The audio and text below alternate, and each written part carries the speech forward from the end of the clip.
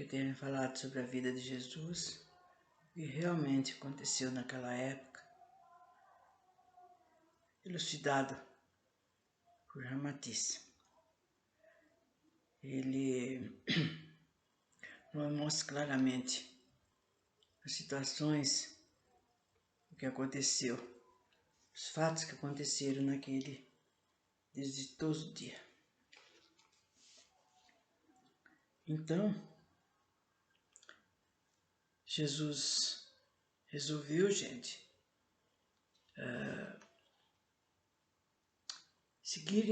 ir para Jerusalém, então, porque ele mesmo falou, esse dia é festivo, tem bastante gente, eu poderei, em vários lugares fazer minhas pregações, conversar. Ele estava ideado, com todas essas coisas na cabeça, que a finalidade dele era essa. E Tomé, que é um dos discípulos, ele ponderado e cauteloso, considerou a ida de Jesus que era perigosa, porque ele já estava notando alguma mudança que estava vendo ocultamente. Mesmo ocultamente, ele era muito perspicaz. Então ele já viu que estava armando, estava fazendo alguma coisa, Então ele falou para Jesus que era perigoso aquela aventura, pois circulavam rumores de que ele, Jesus, seria preso ao chegar na cidade.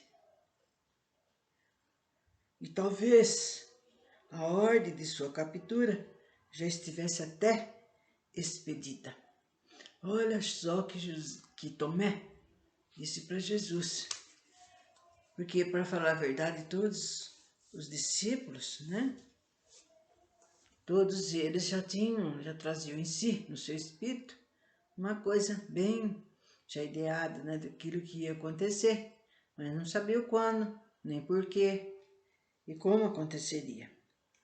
O mestre, então, tornou-se pensativo ante as ponderações razoáveis e sensatas de Tomé, pois se nada temia quanto à sua própria vida, muito o afligia um destino precário daquela obra erigida, à custa de renúncias e amarguras e perseveranças. Decidido, então, reuniu seus fiéis e transmitiu-lhe essa boa nova de sua ida a Jerusalém, não como visitante, mas para pregar durante as festas de Páscoa, nas praças, olha só, nas sinagogas, escolas e talvez nos pátios do próprio templo, onde só discursava o povo, os mais famosos, encontrando os mais famosos oradores de Judéia. Então ele teve essa ideia de ir para Jerusalém quanto antes, mas Tomé já advertiu que sentia que ia ser perigoso para ele. Então ele reuniu os discípulos para falar sobre isso. Bom, Jesus encontrava-se hospedado na casa da família de Ezequiel, em Betânia, quando resolveu consentir em pregar na cidade de Jerusalém. Ninguém opunha qualquer dúvida ou sequer admitia a mais leve frustração naquela aventura que se delineava como arremate final das pregações de Jesus.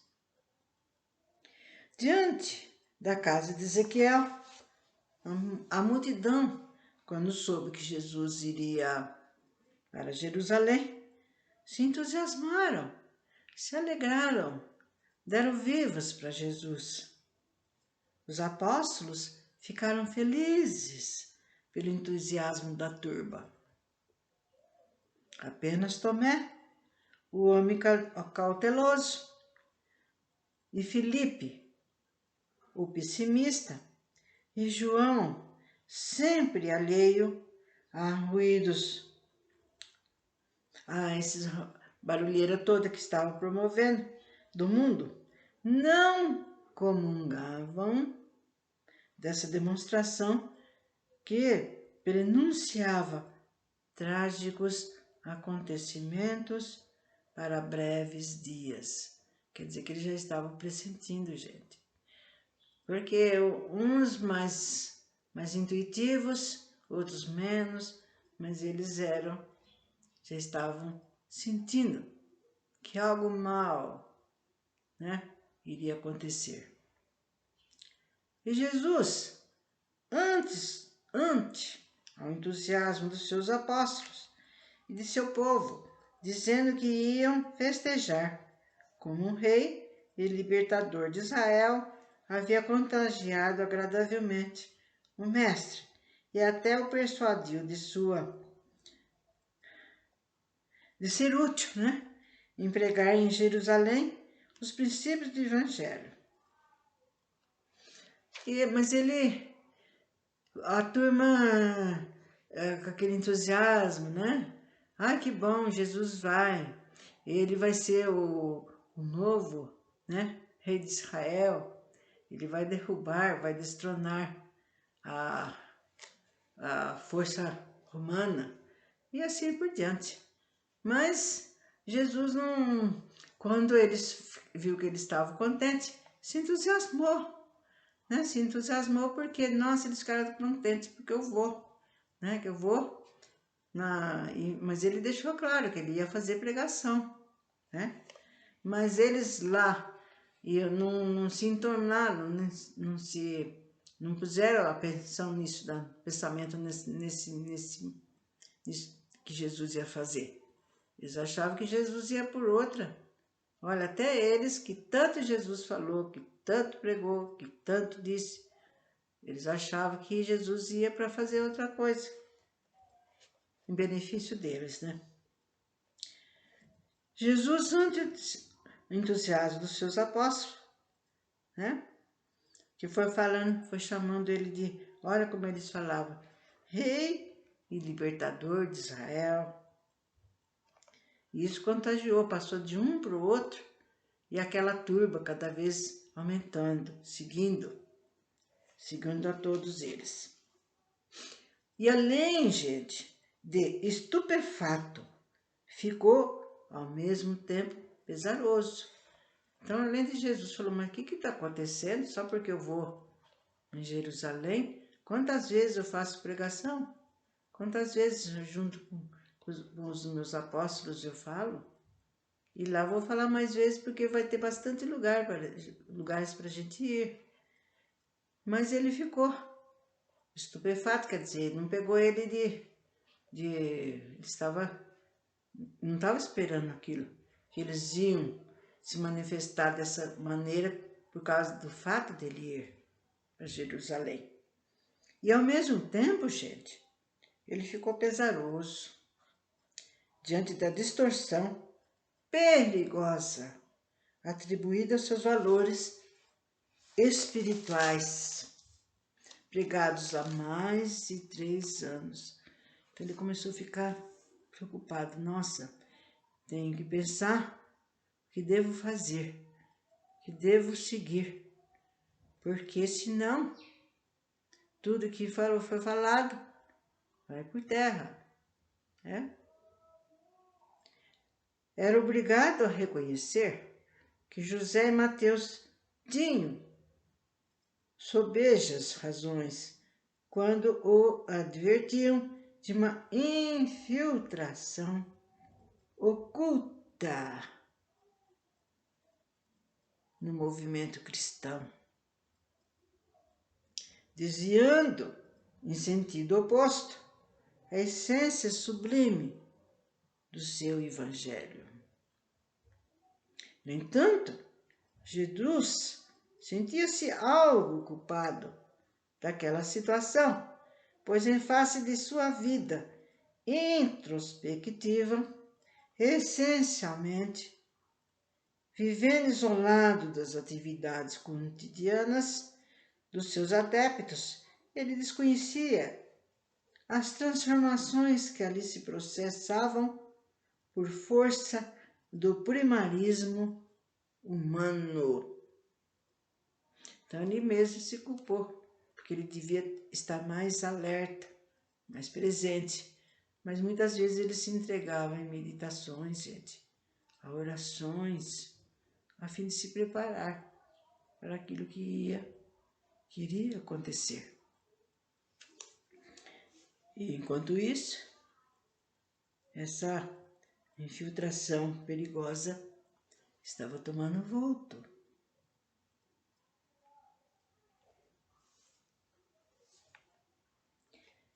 Não havia qualquer dúvida quanto ao fato de que a multidão o seguia, incendiada pelo entusiasmo das emoções descontroladas, preparado para ir a Jerusalém sob o mais imprudente aspecto sedioso.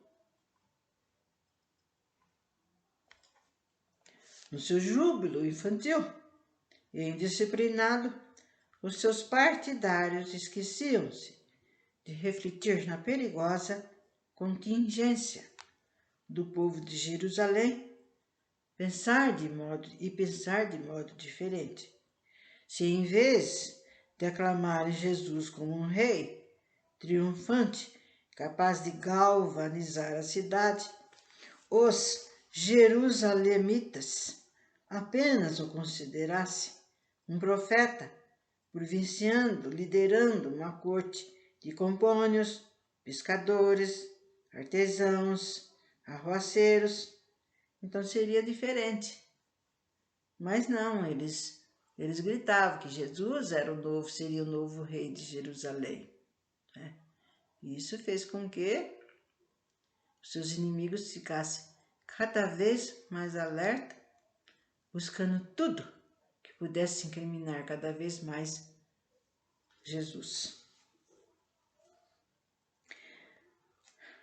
Jesus sentiu então, gente, imensa amargura, invadir-lhe o seu coração boníssimo ante a perspectiva trágica de sua obra desintegrar sob a força destruidora dos espíritos das sombras. Vejam bem que Jesus estava sentindo a imprudência daquela gente ingênua que estavam pondo tudo a perder. Era muitíssimo tarde, gente, para mudar de ideia, mas jamais deveria ir a Jerusalém antes de esclarecer aquela turba inconsciente de sua própria disposição sediciosa.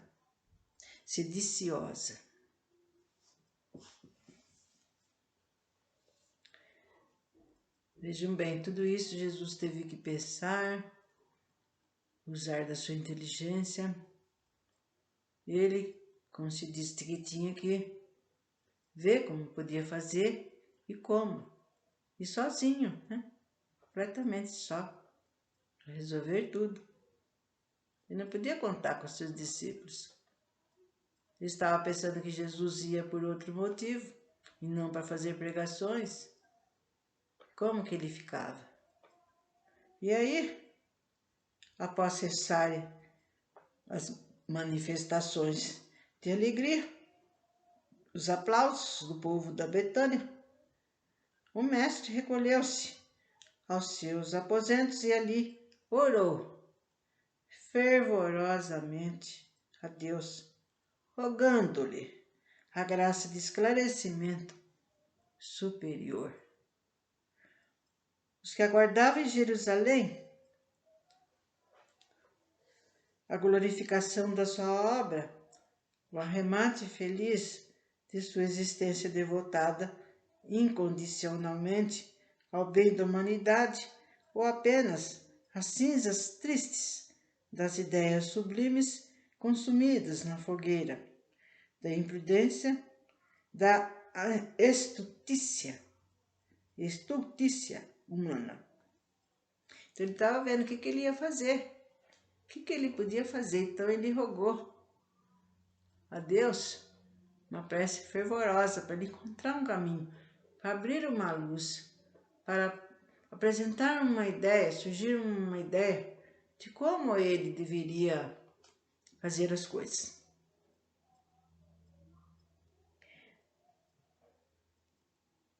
E pouco a pouco, com sua elevada intuição, o sintonizou com o alto e sentiu-se envolto por inefável vibração benfazeja, desaparecendo-lhe as angústias e as hesitações sobre o que deveria realizar. Então, graças a essa prece, ele já estava muito preocupado, porque a situação cada vez mais se agravava, e se ele não tomasse uma atitude, ele via que ia tudo virar cinzas, e não aquilo que ele veio realizar. Então ele recebeu, né? Como vocês viram, a ajuda, a intuição que Deus deu, que Deus e também, gente, tinha o Cristo, que estava acompanhando tudo, e de lá de vez em quando ele mandava, por intermédio do Cristo, mandava a Jesus sobre o que, como orientando, dando intuição para que ele resolvesse da melhor maneira possível. E como ele sentiu que essas angústias sumiram, e sim, alegria, né?